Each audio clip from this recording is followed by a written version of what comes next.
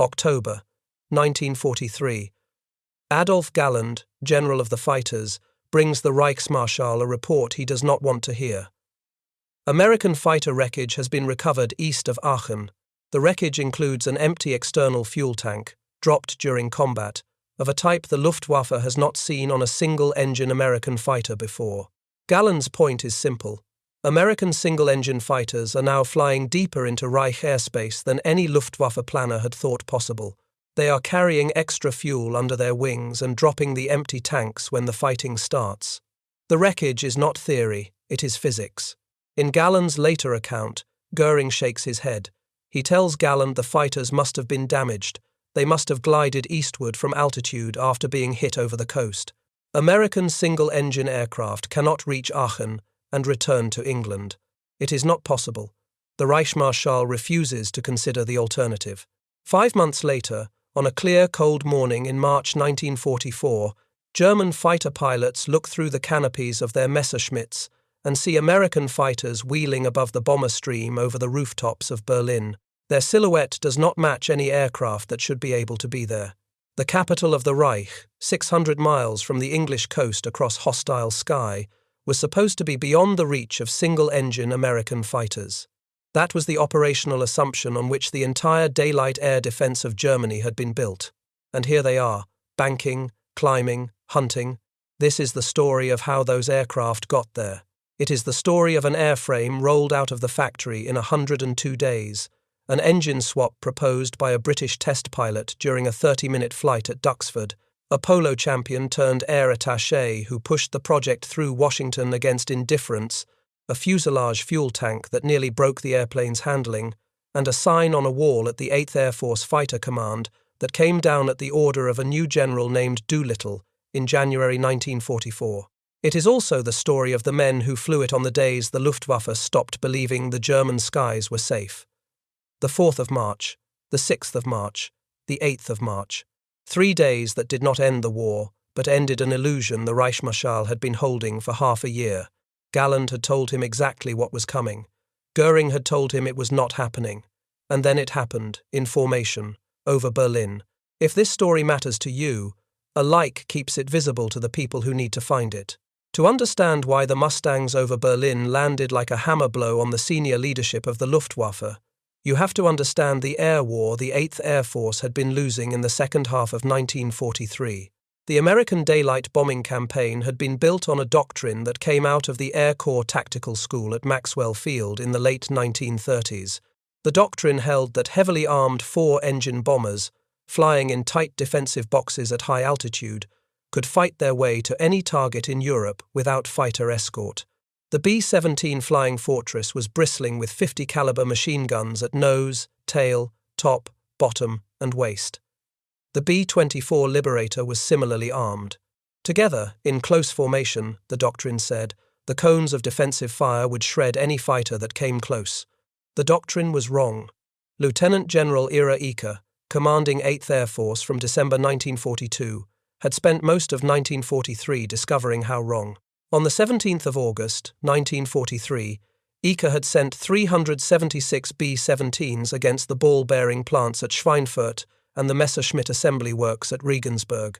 60 bombers did not come home. 600 American aircrew were killed, wounded, or captured in a single afternoon. Roger Freeman's mighty 8th War Diary, the closest thing the 8th Air Force has to a definitive day-by-day account, records the loss rate at 16%. Yeager tried again 2 months later. On the 14th of October, 1943, 291 B-17s went back to Schweinfurt to finish the ball-bearing plants. 60 more bombers were lost in combat. Another 17 were so badly damaged they had to be scrapped after landing. 121 returned with battle damage. Roughly 650 more American aircrew gone in 8 hours. The men called it Black Thursday. The 8th Air Force did not attempt another deep penetration into clear-weather Germany for the rest of the year. What had failed was not the doctrine of strategic bombing. What had failed was the doctrine of the unescorted bomber. The escort fighters that did exist, the P-47 Thunderbolt with its big Pratt & Whitney radial and the P-38 Lightning with its twin Allisons, could not reach Schweinfurt and return to England. The Thunderbolt's drop tanks in mid-1943 carried it perhaps as far as Aachen. After that, the German fighters had the bombers to themselves for 3 hours. The German fighters knew it. They had been training for it. They were waiting for it. In Washington, in London, in the headquarters of Bomber Command and the 8th Air Force, the same conclusion was reaching the same men by separate routes. There was going to be no successful daylight bomber offensive into Germany until there was a fighter that could escort the bombers all the way. To Schweinfurt, to Regensburg, to Leipzig, to Berlin.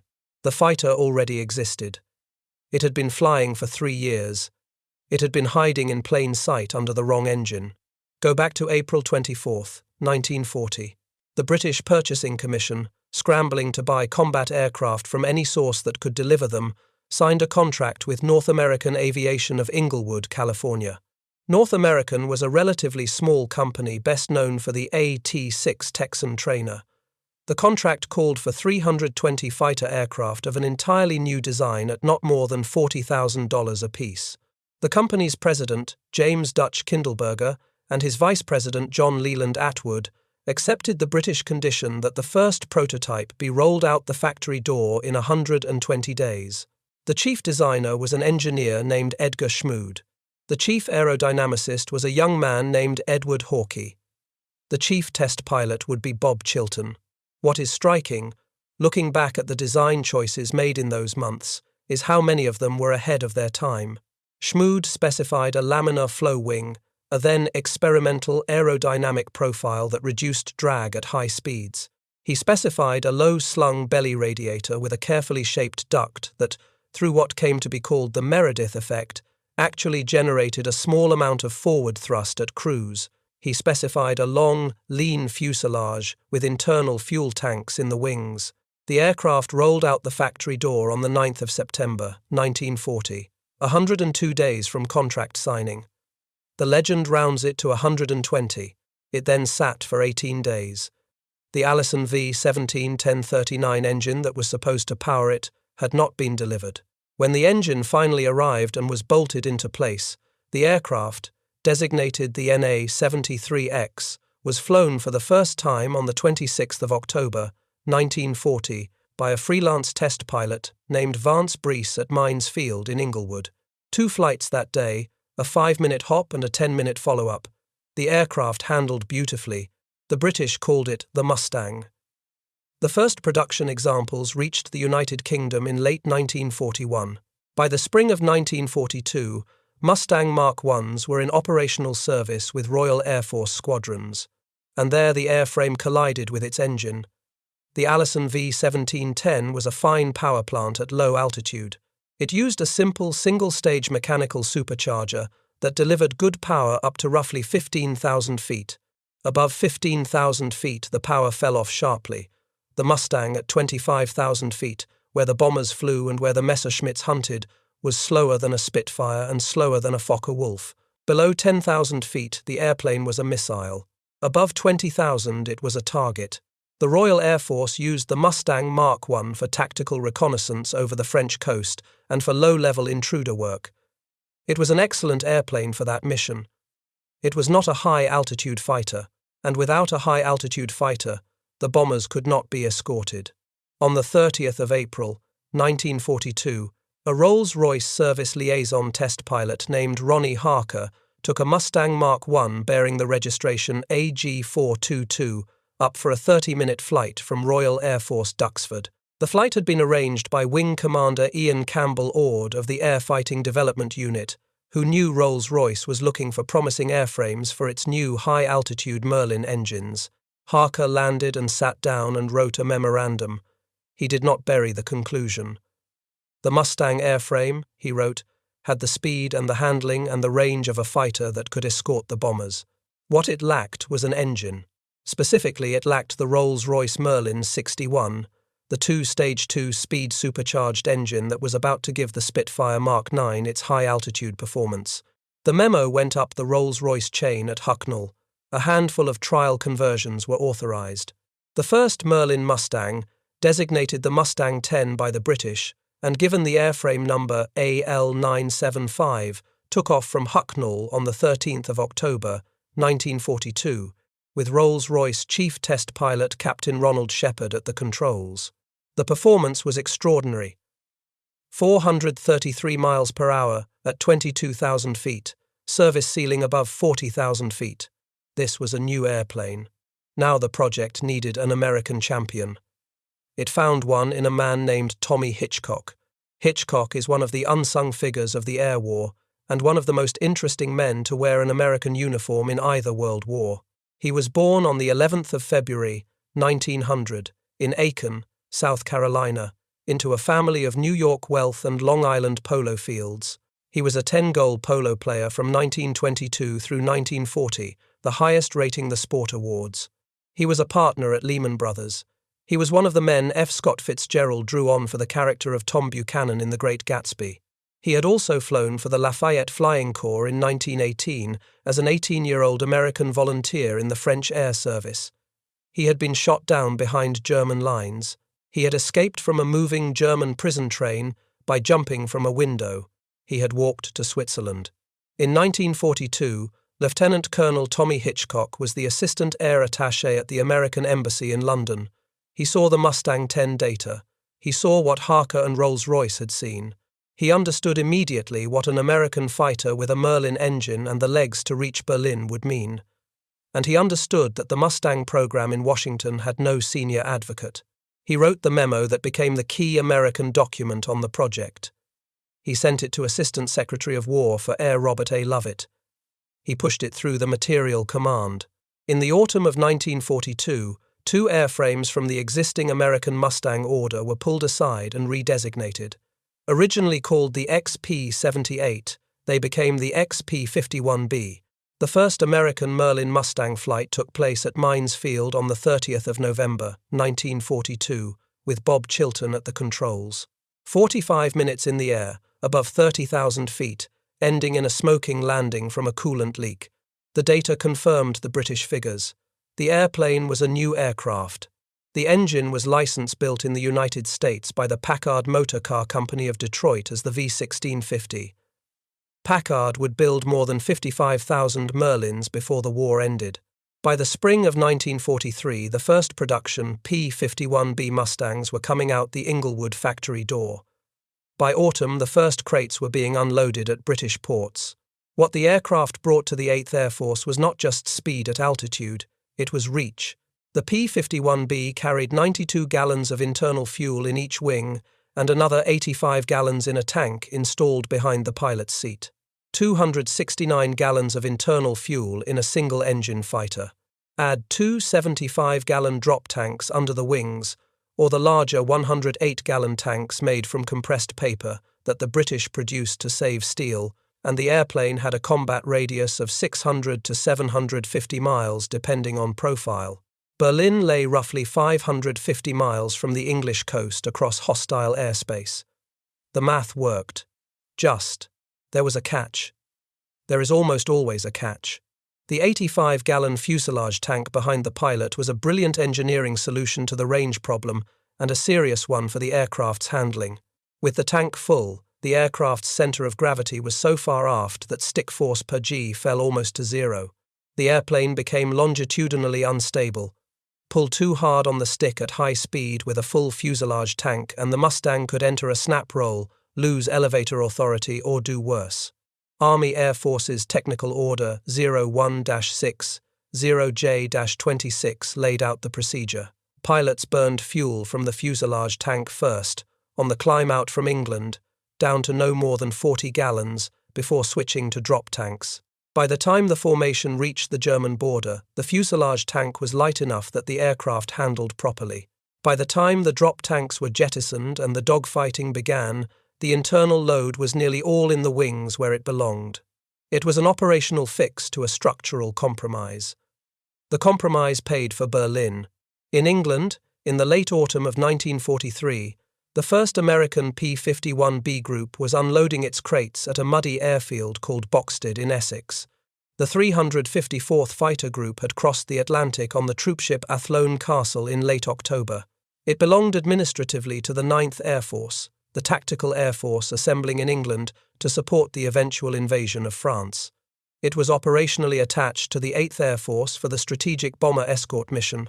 The men of the 354th would shortly call themselves the Pioneer Mustangs because they were the first American group to fly the Merlin Mustang into combat.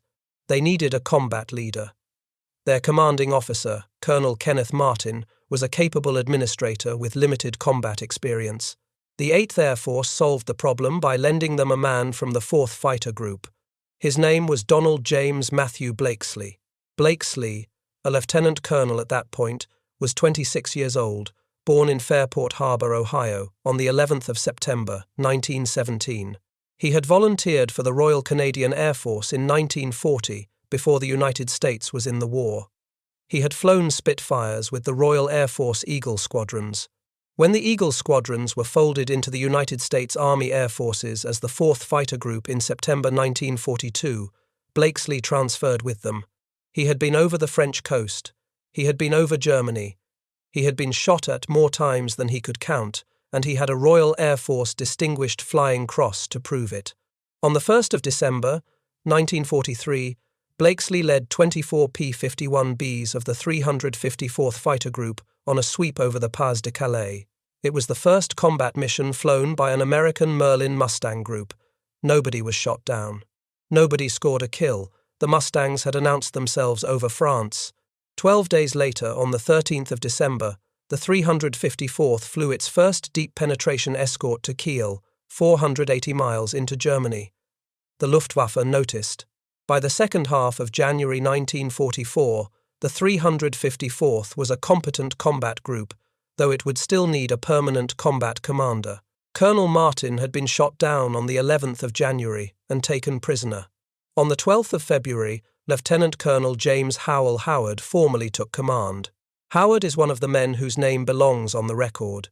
Born on the 8th of April, 1913, in Canton, China, to American parents working in Chinese hospitals, he had served as a flying tiger with the American Volunteer Group in Burma before the United States entered the war. He had transferred to the Army Air Forces and made his way to England. On the 11th of January, 1944, a month before he assumed formal command of the 354th, Major Howard had been flying P-51 cover for the 401st Bomb Group on a deep mission to the Messerschmitt assembly plants at Oschersleben, about 100 miles southwest of Berlin. When the bomber formation was attacked by some 30 German fighters, Howard's squadron got separated from him in the cloud. He fought alone for the better part of 30 minutes. He attacked successive flights of German fighters with whatever guns he had still working, kept the bombers covered, and got them home. The pilots of the 401st Bomb Group filed a report that read, in part, that one P-51 had defended them for half an hour against a Luftwaffe that outnumbered him many times over. James Howell Howard would receive the Medal of Honor for that action. He remains the only American fighter pilot in the European theater of operations to be awarded it. And it is worth saying plainly, because the title of this video is about Berlin, that Howard's Medal of Honor was not earned over Berlin. It was earned over Oschersleben. The Mustangs were already changing the math of the air war 100 miles short of the capital. They were not yet there. They were about to be. While the 354th was learning its airplane over Pas de Calais and Kiel, a sign came down off a wall at Bushy Park. In London, on the 1st of January, 1944, the United States Strategic Air Forces in Europe was activated as a new theatre command under Lieutenant General Carl Toohey Sparts. 5 days later, on the 6th of January, Lieutenant General James Harold Doolittle assumed command of the 8th Air Force at Dawes Hill, succeeding Ira Yeager, who took the Mediterranean Allied Air Forces command. Doolittle was 47 years old. He held one of the first doctorates in aeronautical engineering ever awarded in the United States, from the Massachusetts Institute of Technology. He had received the Medal of Honor for the carrier-launched bomber raid on Tokyo in April 1942. He was small, methodical, intellectually merciless, and he had ideas about how the 8th Air Force Fighter Command was being used that did not match what was on the wall. Within his first 3 weeks in command, Doolittle paid a visit to the 8th Fighter Command at Bushy Park. Its commander was Major General William Ellsworth Kepner, an old cavalry officer who had transferred to lighter than air and then to the Air Corps. On the wall of Kepner's office hung a poster. The poster declared that the first duty of 8th Air Force fighters was to bring the bombers back alive. Doolittle, in his autobiography I Could Never Be So Lucky Again, recounts what happened next. He asked Kepner whose sign that was. Kepner said it had been there when he arrived. Doolittle told him to take it down. A new sign went up. The new sign declared that the first duty of 8th Air Force fighters was to destroy German fighters. Then Doolittle gave Kepner the verbal order that would change the air war. The fighters were no longer to fly close formation with the bombers and wait to be attacked. They were to range ahead of the bomber stream, hunt the Luftwaffe in the air, and then come down on the deck on the way home and beat up Luftwaffe airfields on the egress. Flush them out in the air, Doolittle told Kepner, and beat them up on the ground. Doolittle would later write that this was the most important and the most controversial military decision he made during the war. The bomber crews hated it for a while. They wanted little friends visible alongside them in the sky. What they got instead was little friends out hunting somewhere ahead, and a slowly emptying sky over the target as the Luftwaffe was forced into a fight it could not win. Galland himself, after the war, would put the same point in different words. The day the American fighters came off close escort, he said, and went on the offensive, was the day Germany lost the air war. The doctrinal change at the 8th was made before the Mustangs were in full force, but the Mustangs were the airplane that made the doctrine pay.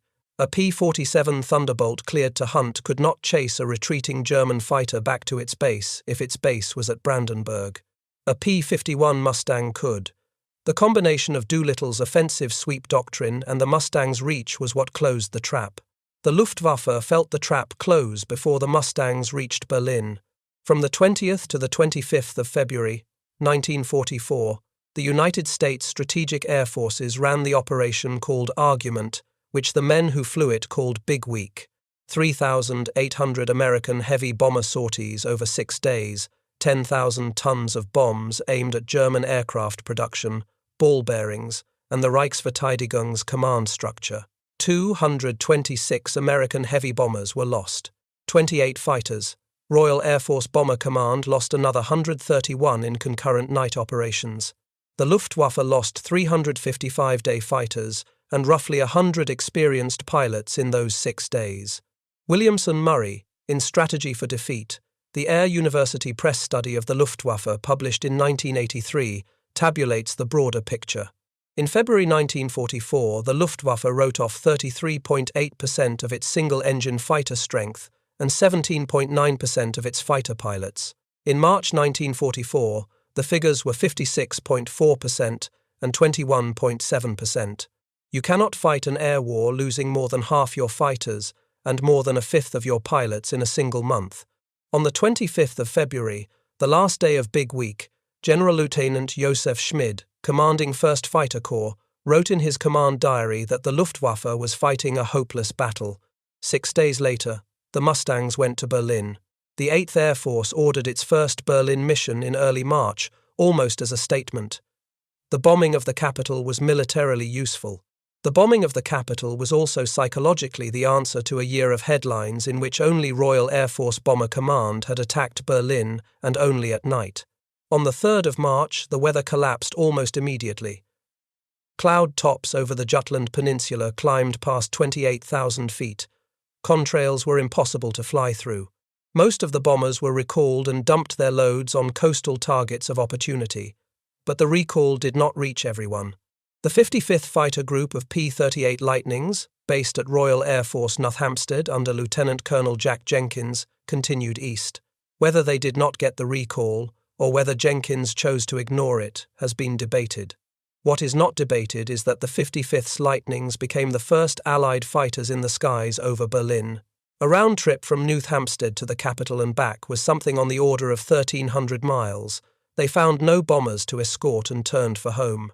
The same day, near Wittenberg, the 4th Fighter Group out of Debden tangled with 60 German aircraft, mostly Focke-Wulf 190s and Messerschmitt 110s. Captain Don Gentile, an Italian-American flight commander from Piqua, Ohio, born on the 6th of December, 1920, scored his first kill in a P-51, a Dornier 217. His wingman, Lieutenant John Godfrey, watched it go down. The 4th lost 3 pilots that day. Lieutenant Vermont Garrison taken prisoner. Lieutenant Philip Dunn taken prisoner after his engine ran dry. Lieutenant Glenn Herter killed when his parachute failed. The next day, the 4th of March, the 8th tried again. The weather again forced most of the force to turn back. But one combat wing, the 13th A, did not turn back. 19 B-17s of the 95th Bomb Group out of Horham, 12 B-17s of the 100th Bomb Group out of Thorpe Abbotts, one Pathfinder B-17 of the 482nd equipped with radar. Roughly 30 bombers pressed on through the cloud to Berlin. When the wing commander, Lieutenant Colonel Harry Mumford, found his bomb bay doors stuck, he signalled the Pathfinder to take the lead. The Pathfinder, piloted by Lieutenant William Owen with Lieutenant Marshal Thixton in the bombardier's position, dropped the first American bombs on the capital of Nazi Germany. Escorting them, in pieces, were Mustangs of the 4th Fighter Group and the 354th Fighter Group. Don Blakeslee had ordered the 4th to turn back. 8 of his pilots, including Gentile and Godfrey, did not get the order or did not act on it. They linked up with the 13th A Wing and became, on that day, the first American Mustangs in the sky over Berlin. The 354th had its own problems. Mechanical aborts had reduced its strength by half. Lieutenant Colonel Howard's men got to Berlin too. So did the 357th Fighter Group, the 2nd Mustang Group in the 8th, which had been transferred from the 9th Air Force a month earlier. Among the 357th's pilots that morning was a 21-year-old flight officer from Myra, West Virginia, who scored his first aerial victory over Berlin, a Messerschmitt 109. His name was Charles Yeager. He would have a difficult next day. On the 5th of March, the 8th sent a force to Bordeaux. The escort included the 357th and the 4th. Yeager was hit near the town of Grignoles by 3 Fokker-Wulf 190s. The Fokker-Wulfs cut his elevator cables. He bailed out at 18,000 feet from his P-51 Glamorous Glen and came down hard in the French countryside. The Marquis hid him. He would cross the Pyrenees on foot weeks later. The same day, the 357th's commanding officer, Colonel Henry Spicer, was shot down on the same mission and taken prisoner. Lieutenant Steve Pisanos of the 4th Fighter Group, Greek-born, the first man ever naturalized as an American citizen outside the continental United States, crashed in occupied France and went underground with the French resistance for 6 months. None of these men would be over Berlin the next day. None of them would see what happened. On the morning of the 6th of March, 1944, the 8th Air Force dispatched 730 heavy bombers and roughly 800 fighters against Berlin, 563 B-17s and 249 B-24s. The 1st Bomb Division was to hit the ball-bearing factory at Erkner. The 2nd Bomb Division was to hit the Daimler-Benz Aero Engine Works at Genshagen. The 3rd Bomb Division was to hit the Bosch Electrical Works at Klein-Machnow. Among the 800 fighters were more than 150 P-51 Mustangs. The 4th out of Debden, led by Colonel Don Blakeslee, whose promotion to full colonel would be formalized 2 days later. The 354th out of Boxted, with Lieutenant Colonel Howard in overall command. The 355th, and the 357th out of Leiston. The 357th had had a difficult 48 hours. Spicer was a prisoner of war. The acting commander, Lieutenant Colonel Donald Graham, had aborted shortly after takeoff with a mechanical problem. The command of the 48 Mustangs the group had launched fell to Major Thomas Hayes of Portland, Oregon, the commanding officer of the 364th Fighter Squadron. 33 of those 48 reached Berlin. They claimed more than 20 German aircraft destroyed. They lost no Mustangs in combat. It was the 357th's first big day, and it would earn the group its first Distinguished Unit citation. Among the 357th pilots that morning was a second lieutenant named Clarence Anderson, born in Oakland, California, on the 13th of January, 1922. His friends called him Bud. He had named his airplane Old Crow. He would score his first aerial victory 2 days later on the 8th of March. He would survive the war with 16 1/4 aerial victories. He would die on the 17th of May, 2024, in Auburn, California, at the age of 102, one of the last surviving American triple aces of the war. Over Berlin that morning, the radio chatter on the German fighter control frequencies became something Adolf Galland could not explain away to Göring. The Luftwaffe came up to fight. The Reichsverteidigung had been ordered by Galland himself to concentrate on the bombers and to avoid the escort fighters. The order made tactical sense. Killing escorts did not stop bombs. Killing bombers did. The 100th Bomb Group, which had earned the nickname Bloody 100th during 1943, took the worst of it. 15 of the 100th's 36 B-17s went down over the Dutch coast in a sustained Luftwaffe attack. 8 of the 95th's bombers were lost. 7 of the 388th's, 6 of the 91st's. 6 American bomb groups recorded no losses at all. 69 heavy bombers did not come home on the 6th of March. 11 American fighters, 80 American aircraft, the worst single-day loss in the history of the 8th Air Force. It would have been worse without the Mustangs. The Mustangs this time were where the Thunderbolts and the Lightnings could not be. They were over the target. They were on the Luftwaffe's egress airfields. They were waiting on the route home. American claims of German aircraft destroyed reached 80. German records, sifted through carefully by Donald Caldwell and others after the war, indicate the Luftwaffe lost roughly 66 fighters and 25 experienced pilots in that single afternoon. 25 experienced pilots in one day was an unsustainable rate of bleeding. The Reichsverteidigung could not replace them. The training pipeline had been cut down by fuel shortages and by the bombing of the training schools themselves. Every pilot the Luftwaffe lost over Berlin on the 6th of March was a pilot who had been flying combat since France in 1940 or Russia in 1941. The Mustangs, which had been over the German capital for a total of 3 days at that point, were starting to drain a well that could not be refilled. A United Press correspondent named Walter Cronkite was riding aboard one of the B-17s that morning. His dispatch ran in newspapers across the United States. Cronkite reported in essence that a 15-mile-long parade of American bombers had thundered across the heart of Berlin for 30 minutes. He did not mention the 80 American aircraft that did not come home. The numbers caught up with the headlines later. The image had landed first. The 8th went back on the 8th of March. 623 bombers, 891 fighters. The target again was the Erkner ball-bearing factory. 37 bombers did not come home this time. The 357th Bud Anderson scored his first kill. Don Gentile had his largest day. Leading his section with Lieutenant Godfrey on his wing, he attacked an estimated 50 German fighters and shot down 3 of them. He earned his first Distinguished Service Cross for that fight. He would receive a second. He would, by the 8th of April, pass Eddie Rickenbacker's First World War American record. He would die in a T-33 jet trainer crash near Forestville, Maryland, on the 28th of January, 1951, at the age of 30. In Berlin, in a Luftwaffe office that had been arguing for 5 months that single-engine American fighters could not reach the capital, the conversation ended. If your father, grandfather, uncle or brother served in the 8th or the 9th Air Force, his name belongs in the comments. His bomb group, his fighter group, his squadron, his job on the airplane. These men are slipping from living memory faster than most people realize. The roll call below this video is the kind of record that lasts. 5 weeks after the 3rd of March, on the 27th of April, 1944, Galland would write a staff report that survives in the German archives. In the previous 10 operations, he wrote, the Luftwaffe had lost 500 aircraft and 400 pilots. In the previous 4 months, it had lost 1,000 pilots. The enemy outnumbered the German day fighters by ratios of 6-1 and 8-1 in the air over the Reich.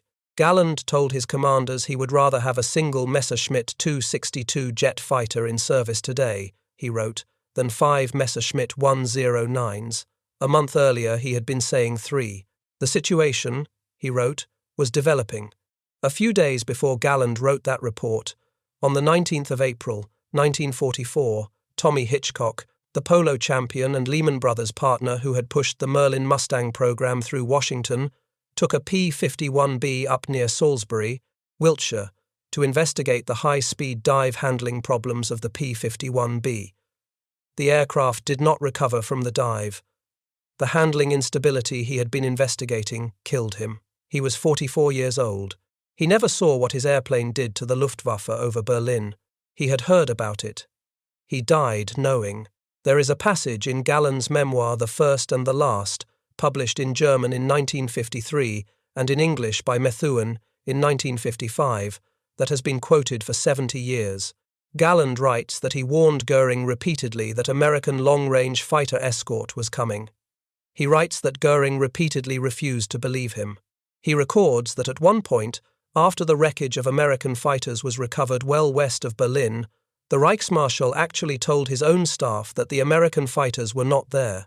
Göring said it because admitting they were there meant admitting the air war was lost. The famous version of the story has Göring, on seeing the Mustangs over Berlin, declaring that he knew the game was up. That phrasing has been polished by enthusiasts and museum captions and television documentaries for 70 years. In strict historical terms, no primary source records that line. The catchy version is a post-war paraphrase. What is documented is this. On the 10th of May, 1945, Reichsmarschall Hermann Göring was interrogated at Augsburg by Lieutenant General Karl Spaatz, the commander who had run the air offensive that broke the Luftwaffe. Spaatz asked him when he had known the Luftwaffe was losing control of the air. The transcript is preserved in the Donovan Nuremberg Trials collection at Cornell Law Library and was reprinted in Air Force magazine in August 2015. Göring's answer was this. When the American long-range fighters were able to escort the bombers as far as Hanover, and shortly afterward as far as Berlin, the Luftwaffe knew it must develop the jet aircraft. The plan for the early development of the jet was unsuccessful, Göring said, only because of the American bombing attacks. That is the quote. It is more honest than the popular version. It says the same thing in plainer language. The Mustangs over Berlin had not just been an embarrassment, they had been a strategic judgment. The Reichsmarschall knew it. The general of the fighters had known it for months. The German fighter pilots who looked through their canopies on the 6th of March and saw an aircraft that should not have been there had felt it before either of their superiors admitted it. In my view, the most striking thing about the early March Berlin missions is that the Luftwaffe's senior leadership had been warned, in writing, in October 1943, that exactly this was coming. They had the wreckage on the table. They had the engineering data. They had the air-to-air combat reports from the bomber escort missions over Germany in November, December, and January. Galland had told Göring. Schmid's 1st Fighter Corps had been recording the bleed.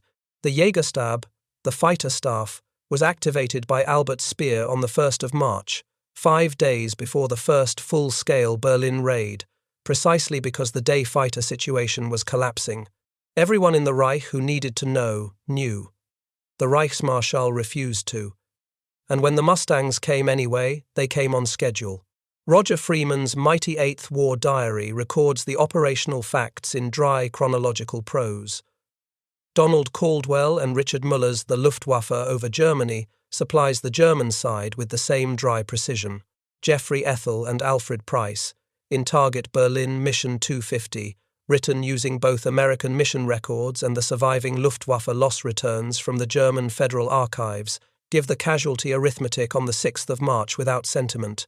80 American aircraft, 66 German fighters, 25 experienced German pilots, 1 American military lesson 2 days old, fully demonstrated.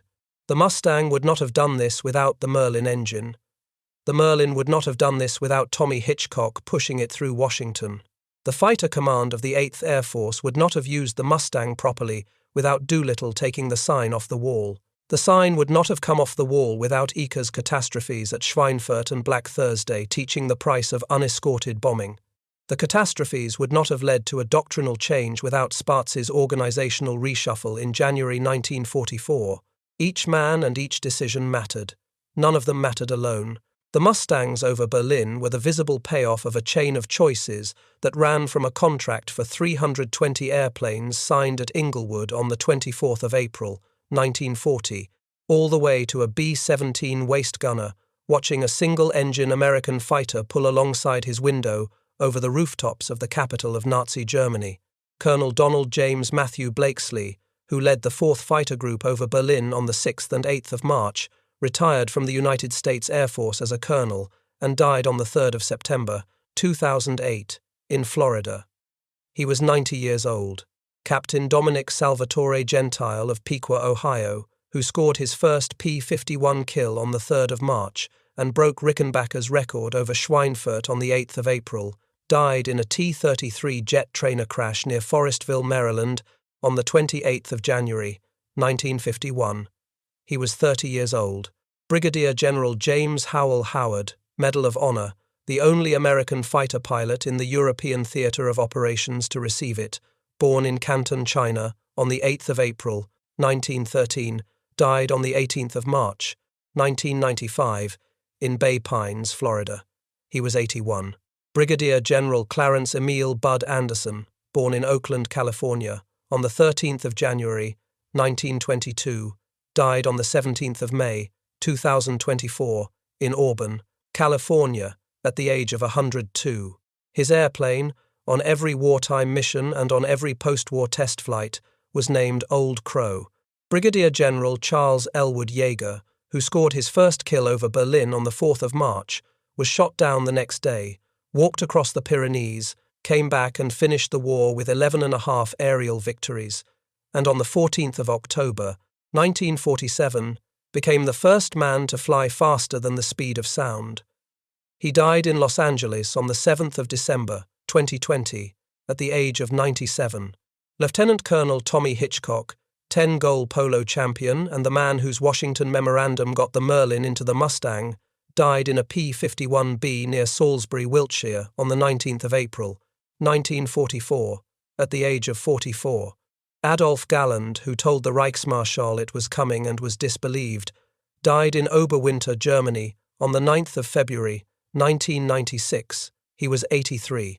He spent his post-war years writing and flying and corresponding with the American pilots who had defeated his command.